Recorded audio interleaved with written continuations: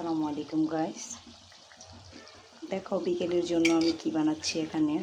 আমার ছেলে মেয়ে তো দুপুরবেলা খেয়ে দিয়ে যখন ঘুমাবে তখনই বলতেছে আজকে বিকেলে আম্মু কি খাবো।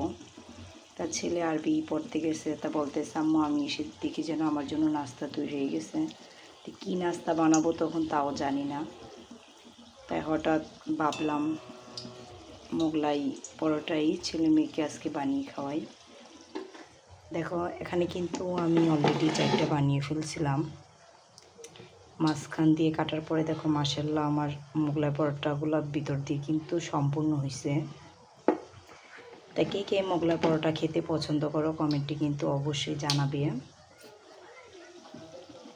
আমার কাছেও কিন্তু এগুলো খেতে ভালো লাগে। আর মোগলাই পরোটা ভাজার সময় কিন্তু মিডিয়াম জালে ভাজতে হবে, তা না হলে কিন্তু ভিতরে ডিমের যে পুরটা সেটা কিন্তু সিদ্ধ হবে না। সবাইকে শুভ বিকেল।